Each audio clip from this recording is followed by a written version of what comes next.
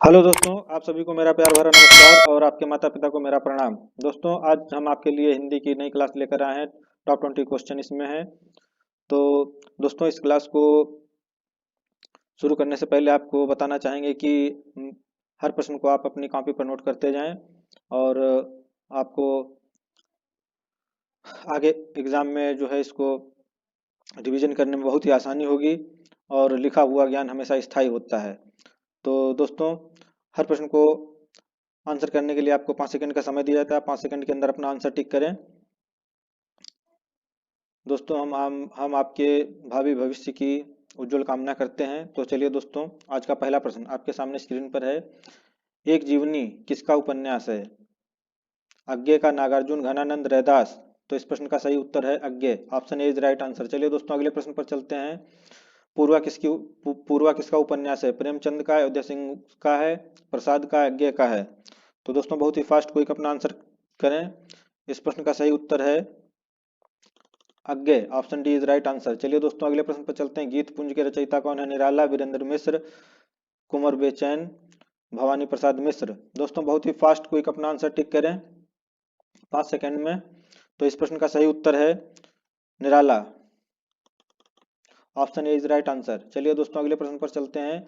वीणा किसकी रचना है? मीराबाई की है, सुमित्रा, नंदन पंत, सुकुमार, फिर है महादेवी वर्मा, प्रेमचंद्र। तो दोस्तों, बहुत ही फास्ट अपना आंसर टिक करें। इस प्रश्न का सही उत्तर है सुमित्रा नंदन पंत। वीणा जो है ये सुमित्रा नंदन पंत की रचना है। इनको प्रकृति का सुकुमार कवि भी कहा जाता है।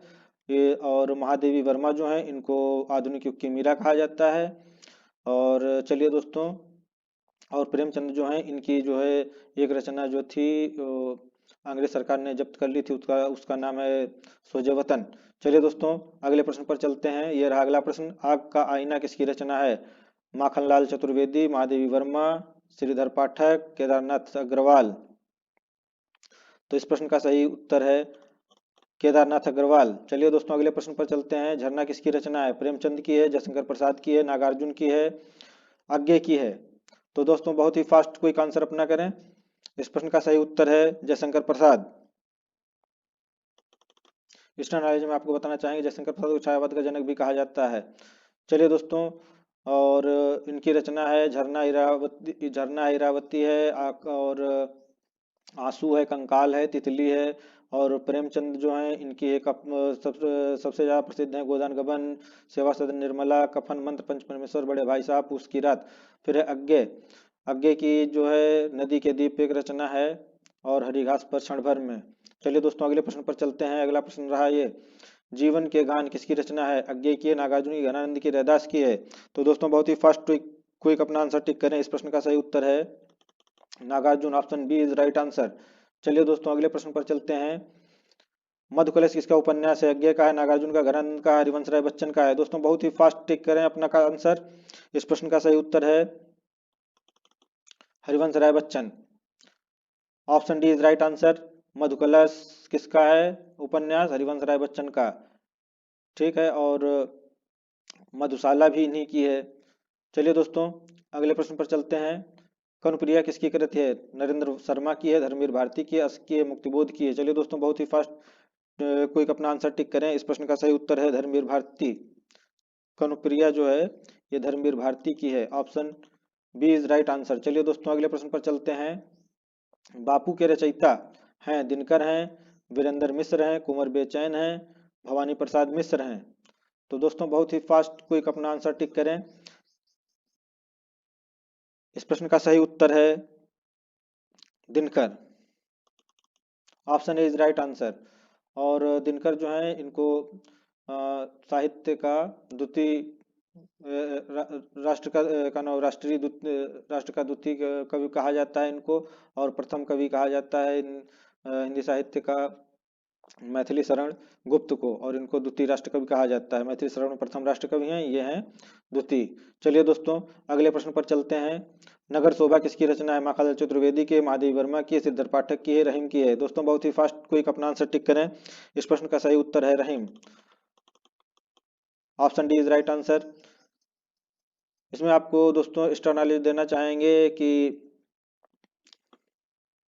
महादेवी वर्मा जो हैं इनको आधुनिक युग की मीरा कहा जाता है। और आत्मा माखनलाल चतुर्वेदी को कहा जाता है। हिंदी साहित्य की आत्मा जो है, हिंदी साहित्य की आत्मा माखनलाल चतुर्वेदी को कहा जाता है। चलिए दोस्तों अगले प्रश्न पर चलते हैं।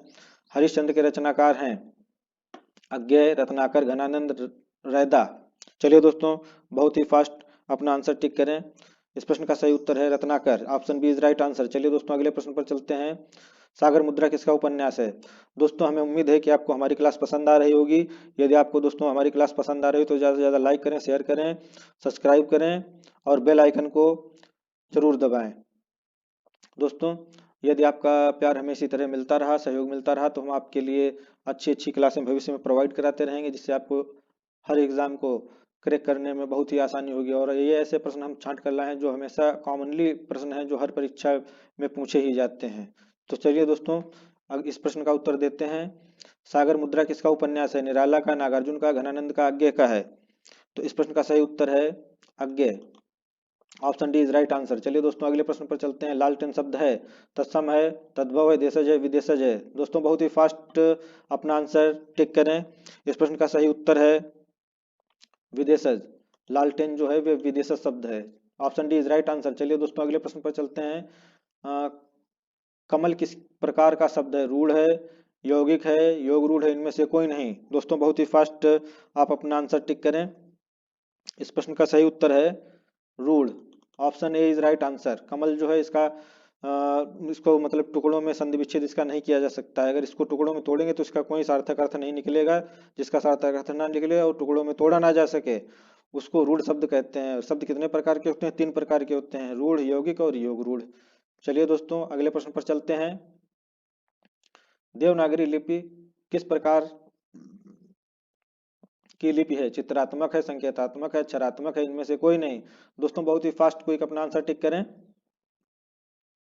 इस प्रश्न का सही उत्तर है अक्षरात्मक। देवनागरी लिपि जो है अक्षरात्मक है, option C is right answer. चलिए दोस्तों अगले प्रश्न पर चलते हैं। बूढ़ा भाववाचक संज्ञा क्या होगा? बूढ़ा का भाववाचक संज्ञा क्या होगा? वृद्ध है, बुढ़ापा है, बूढ़ी है, वह वृद्ध है? चलिए दोस्तों बहुत ही फास्ट क्विक आंसर अपना टिक करें। इस प्रश्न का सही उत्तर है बुढ़ापा। बूढ़ा का भाववाचक जो है बुढ़ापा होगा। चलिए दोस्तों नेक्स्ट क्वेश्चन पर चलते हैं। ये रहा अगला प्रश्न आपकी स्क्रीन पर। प्रत्युत्पन्न मत शब्द में प्रयुक्त उपसर्ग है? प्रा है, प्रति है, प्रत्यु है, प्रत्युत है? चलिए दोस्तों बहुत ही फास्ट अपना आंसर टिक करें। इस प्रश्न का सही उत्तर है प्रति। दोस्तों इस प्रश्न में आपको थोड़ा सा प्रत्यय उपसर्ग के बारे में बताना चाहेंगे। ऐसी ट्रिक है जिसे हम बताएंगे, आप कभी जिंदगी में भूलेंगे नहीं। तो उपसर्ग जो होता है ये शब्द के पहले लगता है और प्रत्यय जो है वो शब्द के बाद में लगता है। तो इसमें प्रत्युत्पन्न में प्रति आया है, ये उपसर्ग हो गया।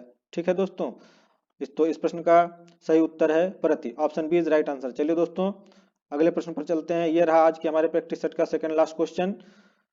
तो कृत प्रत्यय किन शब्दों के साथ जुड़ते हैं? संज्ञा के अंत में, सर्वनाम के अंत में, विशेषण के अंत में, क्रिया के अंत में?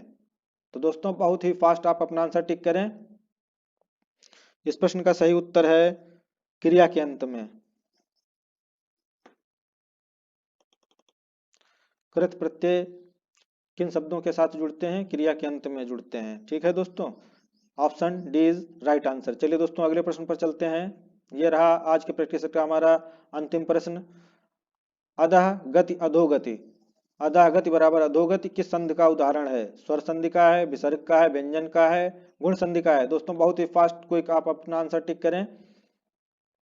दोस्तों बहुत ही जल्दी अपना आंसर करें 5 सेकंड के अंदर। तो इस प्रश्न का सही उत्तर है विसर्ग। विसर्ग संधि है इसमें। दोस्तों संधि पहचानने की ट्रिक आपको हम बताते हैं। जहां पर जैसे अधो गति दिया हुआ है, जब इसका संधि विच्छेद करेंगे तो अधा धनगति, जहां पर विसर्ग का चिन्ह ये आ जाए वहां पर जानिए विसर्ग संधि है। ठीक है दोस्तों, स्वर संधि है। स्वर संधि में जैसे है तो इसके 5 भेद होते हैं, दीर्घ, गुण, यण, वृद्धि, आदि। ठीक है, और व्यंजन संधि में सारे व्यंजन का से मात्र तक आते हैं। और उसका जब संधि विच्छेद करेंगे तो जैसे सज्जन दिया हुआ है तो इसको संधि विच्छेद करेंगे, सत धन जन हुआ तो ता सत, सत में जो नीचे हलंत लगेगा। व्यंजन संधि की यही पहचान है, जब उसका संधि विच्छेद करेंगे तो उसके संधि विच्छेद करने पर नीचे हलंत आएगा। तो वही व्यंजन संधि की बहुत ही मुख्य पहचान है, ट्रिक है। आप उसको आसानी से पकड़ लेंगे। यहाँ पर व्यंजन संधि है। गुण संधि में जैसे एक शब्द दिया हुआ है, स्वदेश दिया हुआ है, तो उसमें जो बीच वाला अक्षर है वाह, उसके ऊपर एक मात्रा लगी है तो गुण संधि है। और वृद्धि संधि है तो वृद्धि में ऊपर दो मात्राएं लगी होंगी। ठीक है दोस्तों। और चलिए दोस्तों, आई होप, हम उम्मीद करते हैं कि आपको हमारी ये वीडियो बहुत ही पसंद आ रही होगी और समझ में आ रही होगी। तो दोस्तों, यदि आपका ऐसे ही प्यार और सहयोग मिलता रहा तो हम आपके लिए अच्छी अच्छी क्लासें जो है चुनिंदा क्वेश्चनों की प्रोवाइड कराते रहेंगे, जिससे आपको एग्ज़ाम क्रैक करने में कोई दिक्कत नहीं होगी और हम आपका पूरा सहयोग करेंगे, जिससे आपका एग्ज़ाम जल्द से जल्द क्लियर हो जाए करे और आपके घर में खुशियाँ आए, आपको एक सरकारी सीट मिले। तो दोस्तों, यदि हमारी क्लास आपको पसंद आ रही है तो इस वीडियो को ज़्यादा से ज़्यादा लाइक करें, शेयर करें, सब्सक्राइब करें और बेल आइकन को ज़रूर दबाएं। तो दोस्तों, आज की क्लास हम यहीं पर समाप्त करने जा रहे हैं। अगली क्लास में फिर आपसे हम मिलेंगे।